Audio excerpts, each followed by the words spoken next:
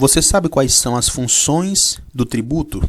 Você já ouviu falar na função fiscal, função parafiscal e função extrafiscal? Bem, é isso que você vai aprender nesta aula totalmente grátis que eu vou deixar para você. Eu sou Marterson Castelo Branco, seja muito bem-vindo ao canal Contabilidade e Negócio e eu vou deixar aqui o link de 2 cursos meus na descrição, caso você tenha interesse. O primeiro é Contabilidade Tributária, onde eu vou te ensinar muitas coisas da contabilidade, um curso bem complexo com 427 alunos matriculados. E o segundo é o meu curso que eu lancei agora de Direito Tributário, tudo bem? Eu vou deixar também aqui as minhas 2 páginas no Instagram, Estudos Contábeis e Contabilidade e Negócios, tudo bem? Ambas com aproximadamente 20 mil seguidores, onde lá, todos os dias, eu posto conteúdos técnicos e avançados para você, tá bom? Então, se inscreva no canal, ative as notificações, porque todo santo dia tem vídeo aqui para você nesse canal. Boa aula, fique aí, abraço! Bem, dando continuidade aos nossos estudos, vamos aqui falar agora sobre a função do tributo. O tributo, ele tem funções. Um tributo ele pode ter a função fiscal, ele pode ter a função parafiscal e ele pode ter a função extrafiscal. Eu preciso que você entenda profundamente cada uma dessas funções. Você não está me vendo aqui desta vez, porém, sempre que eu quiser marcar alguma coisa na tela, o mouse vai piscar, tudo bem? Não tem problema. Olha só, qualquer dúvida, manda sua pergunta e eu vou te responder. Então, o tributo, ele é dividido em 3 categorias. Só que, veja, nem sempre um tributo vai ser só fiscal, vai ser só parafiscal ou só extrafiscal. Ele pode ser fiscal e extrafiscal. Ele pode ser fiscal e parafiscal. Tudo bem? Vamos aqui nos aprofundar, que vai ficar melhor o seu entendimento. Vamos ler aqui o slide e fazer os devidos comentários. Veja, embora os tributos forneçam recursos para as atividades estatais que caracterizam a função fiscal, considera-se que os tributos possuem 3 funções. A primeira, fiscal, extrafiscal e parafiscal. Vamos aqui ler o texto azul para ficar melhor nosso entendimento. Um mesmo tributo pode ter mais de uma função ao mesmo tempo. Ao classificarmos algum tributo em uma dessas funções, estaremos exaltando o seu caráter predominante. Então veja bem, quando nós dissermos que um tributo é parafiscal, ou extrafiscal, ou fiscal, nós estamos tão somente dizendo que a característica predominante dele é uma dessas 3. Só que ele pode ser 2 ao mesmo tempo, ou pode ser até 3 ao mesmo tempo. Então, se um tributo pode ter 3 características ao mesmo tempo, por que nós estamos estudando as 3 categorias, as 3 características? Para que a gente possa entender, tudo bem? Por exemplo, eu vou falar aqui para você, se você estuda contabilidade, dificilmente isso vai ter serventia para você. Mas se você um dia for fazer um concurso relacionado à área fiscal, com certeza isso vai cair em prova. Tudo bem? Mas se você já for um estudante de direito que está querendo aprender isso vai ter muita serventia para você. Tudo bem? Então, vamos aqui entender para avançarmos no nosso conhecimento.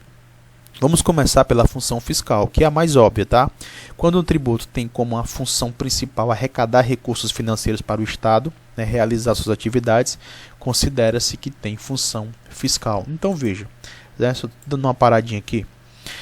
A função fiscal de um tributo significa que aquele tributo existe para que o Estado possa arrecadar recursos financeiros.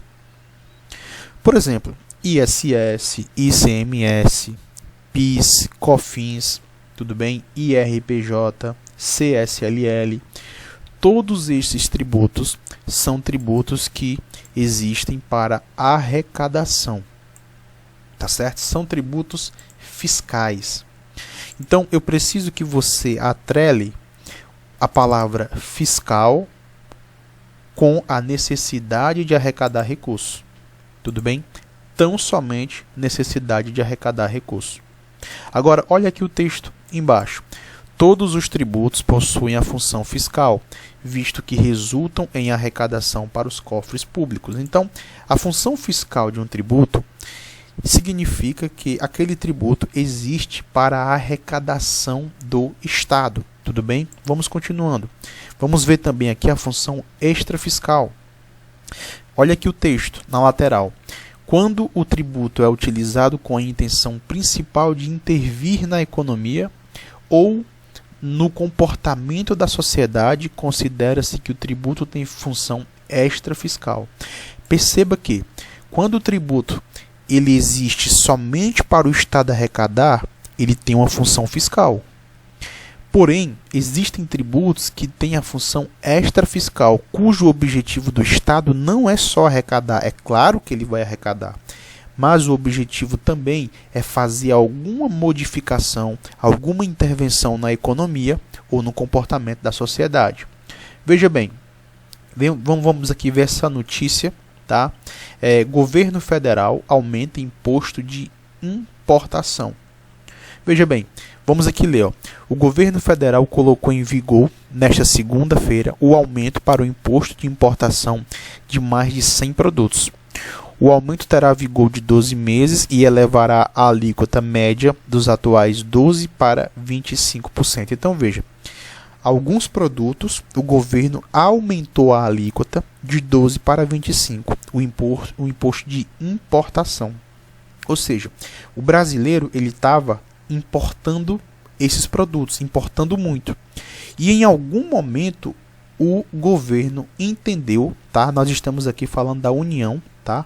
O governo entendeu que essa quantidade absurda de importação estava causando problemas aqui para os produtores internos.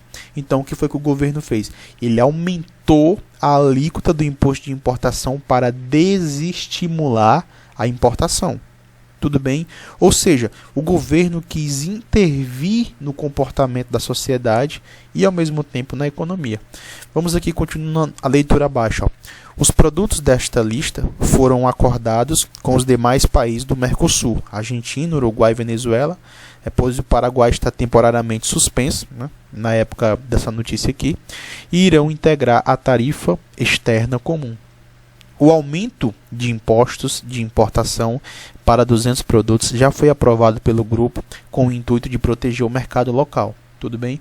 Porém, cada país terá uma lista própria. Ou seja, chegou um determinado momento que o governo brasileiro percebeu que os brasileiros estavam importando muitos produtos do exterior, da China, dos Estados Unidos, da Europa, né? Apesar do brasileiro não ter muito costume de importar da Europa. Tá? Normalmente o brasileiro importa da China, né, do Uruguai e dos Estados Unidos. Mas, veja, o Brasil, bem como acredito que, né, os brasileiros, os argentinos, os paraguaios, né, na época os uruguaios, eles estavam importando muito produtos da China, Estados Unidos, e isso estava prejudicando o quê? O comércio local. Tudo bem? E o que foi que os governos fizeram? Decidiram, em acordo no Mercosul, elevar a alíquota desses produtos. A partir de então, todos os moradores desses países, tá? Provavelmente esses países fizeram a mesma coisa que o Brasil, todos esses moradores que quisessem importar produtos para dentro do território, iriam pagar uma alíquota bem maior. Isso acabou desestimulando. Teve um aumento de 12% para 25%. Ou seja, um aumento aí de 13%, né, aproximadamente. Ou seja, provavelmente, quando o Brasil aumenta a alíquota de 12 para 25, ficou mais viável comprar dos produtores nacionais. E veja, eu não estou aqui para questionar a moralidade dessa ação do governo. Por quê? O governo encareceu esses produtos e os brasileiros pararam de comprar de fora e começaram a comprar aqui dentro. Nós aqui, estudando direito tributário, não estamos aqui para julgar se isso foi uma coisa boa ou foi uma coisa ruim. Provavelmente muitas pessoas vão dizer que foi uma coisa ruim. O governo encareceu. É verdade. Então aí seria um julgamento moral. Mas outras pessoas vão dizer o governo protegeu, né, o mercado local, uma medida protecionista. Tudo bem? Outras pessoas vão dizer que medidas protecionistas não são boas, porque vai acabar fazendo o brasileiro pagar mais. De qualquer maneira, o direito tributário não visa julgar a moralidade da ação do governo. né, nós estamos aqui estudando a extrafiscalidade de um tributo. Então, nesse caso, o IPI, ele tem, IPI não, desculpa, o II, o Imposto de Importação, ele tem essa função extrafiscal. O governo pode utilizar o II para quê? Para barrar um pouco a importação, tudo bem? Fazer com que o brasileiro compre menos do exterior, né, de determinados países, e compre mais dos mercados locais. Agora, mercado local aqui, não entenda só como um mercado brasileiro, pode ser o mercado do Mercosul, tudo bem? Argentina, Uruguai, tudo bem? Só lembrando que atualmente a Venezuela está afastada do bloco, né, por questões que o próprio Mercosul julgou, né, que faltava democracia, faltava transparência em suas políticas, e ela acabou sendo um pouco afastada, tá bom?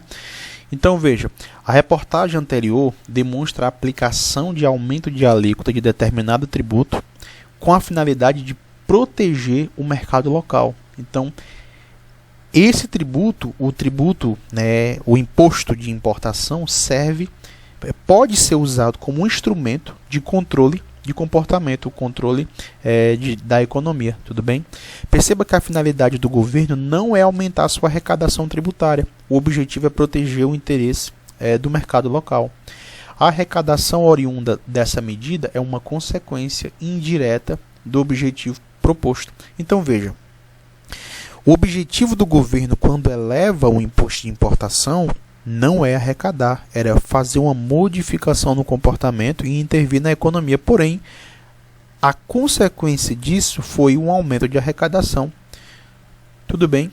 Então, veja, voltando aqui, a característica predominante, tudo bem, do imposto de importação é extrafiscal. Porém, ela também acaba tendo um comportamento, né? Esse imposto também acaba tendo um comportamento fiscal, tá bom? Bem, aqui nós temos outra característica, tudo bem? Esse imposto de importação também foi utilizado com o objetivo extrafiscal, mas aqui o governo reduziu a alíquota do imposto de importação e com o objetivo de conter a alta dos preços. Tudo bem? Você pode dar uma lida nesse slide, eu vou deixar para você ler, tudo bem? Eu vou deixar para você baixar. Nesse caso, o governo zerou a alíquota do imposto de importação, parou sua arrecadação, mas conseguiu o que queria. Ele interviu na economia, interviu no comportamento, e o Brasil não teve a alta dos preços nesse caso. Então, como você pode ver, neste caso aqui, o II teve sua alíquota aumentada, o imposto de importação teve sua alíquota aumentada, e o tributo teve característica extrafiscal e fiscal. Mas aqui o tributo não teve característica fiscal, porque quando o governo zera, ele deixa de arrecadar. Tudo bem? Então, continuando aqui, ó. Por isso percebemos que há tributos que possuem a finalidade extrafiscal, visto que podem ser utilizados para regular, né, e controlar situações que envolvem a economia e o comportamento da sociedade. Tudo bem? Perceba que tributos extras fiscais são estratégicos para o poder público, visto que podem ser utilizados para resolver problemas que não seriam regulados normalmente pelo setor privado. Então, o governo acredita que existem situações em que o mercado se regulando por si só, né, como vai dizer os liberais, as escolas de economia liberais, enfim, a escola austríaca, eles vão dizer o seguinte: olha, o mercado se regula por si mesmo. Só que o governo vai acreditar, né, o governo acredita que existem coisas que o mercado não regula. Nesse caso aqui, se não houvesse a ação do governo, né, a alta desses produtos eles iriam acontecer, né, os preços iriam subir demais e poderia acarretar problemas sérios dentro do país, tá? Lembrando que, né, vai ter aquelas pessoas que vão fazer julgamentos morais se o governo tem ou não que se meter nessas questões, se o governo deve ou não aumentar ou reduzir a alíquota de tributos. Lembrando que a função do tributarista, a função do direito tributário não é julgar as moralidades do governo, é tão somente estudar a legislação em si, tá bom? Então vamos aqui falar sobre o tributo parafiscal. Esses tributos parafiscais não têm como objetivo principal promover a arrecadação de recursos para o poder público ou realizar intervenções na economia. Então, o objetivo dos tributos parafiscais não é nem intervir na economia e nem arrecadar. Tudo bem? Os tributos parafiscais são aqueles que são instituídos pelo poder público, mas sua arrecadação é destinada a instituições que desenvolvem atividade de interesse público paralelas àquelas desenvolvidas pelo poder público. Veja bem. Nesse caso, consegue-se perceber que a finalidade é a arrecadação de outra entidade que não a instituidora do tributo. Veja, quando nós falamos de tributos parafiscais, só quem pode instituir tributo no Brasil, tá, é o Estado, o município, o Distrito Federal ou a União. É o poder público, tá? Só que, só quem pode instituir são eles. Mas eles podem instituir alguns tributos que, na verdade, não serão utilizados pelo poder público, mas por instituições que prestam serviços ou que desenvolvem atividades de interesse do setor público como um todo. Nós iremos já ver, por exemplo, o professor Silvio Crepaldi, um grande tributarista, um grande contador, que foi meu professor no MBA, ele escreveu isso aqui, ó. As contribuições de interesse das categorias profissionais e econômicas são o melhor exemplo de parafiscalidade, embora não sejam os únicos tributos nos quais ocorre esse fenômeno. É o que acontece com o Imposto sobre a Propriedade Territorial Rural e com algumas contribuições sociais para o financiamento da Seguridade Social. Então, o professor Crepaldi, ele vai citar as contribuições de interesse das categorias profissionais e econômicas como um exemplo de parafiscalidade. Tudo bem? Então, veja bem. Vamos aqui ver no caso do CREA, os Conselhos Regionais de Engenharia e Arquitetura. Tá? Se você quiser dar uma paradinha no vídeo para poder ler, tudo bem. Então veja o que é que vai dizer a Lei 5.194. Artigo 63. Os profissionais e pessoas jurídicas registradas de conformidade com o que preceitua a presente lei são obrigados ao pagamento de uma anuidade ao Conselho Regional cuja jurisdição pertencer. Então veja, o Estado tem a função do poder de polícia, a função de fiscalizar as obras públicas. Só que seria uma loucura o Estado ter que fiscalizar tudo. Ele entrega então esse trabalho a quem? Ao CREA. Ou seja, o CREA não é algo público, tá certo? Mas é uma instituição, é uma entidade que presta um serviço de interesse público. Então existe uma anuidade que os profissionais pagam, que é um tributo parafiscal. Tudo bem? E nós iremos ver que a receita das anuidades e ART, que, se eu não me engano, ART é acervo de responsabilidade técnica. Eu deveria lembrar disso aqui porque eu estudei edificações quando eu tinha 18 anos. Só que eu acabei esquecendo, eu nunca quis exercer essa profissão de engenharia, essas coisas de construção. Tudo bem? Então vejam, todos os profissionais do CREA, registrados no CREA, tá? Profissionais de engenharia, de arquitetura, edificações, enfim, outras áreas que tem o registro no CREA, tem que contribuir. Essa contribuição é uma contribuição parafiscal. E nós temos também o Sistema S.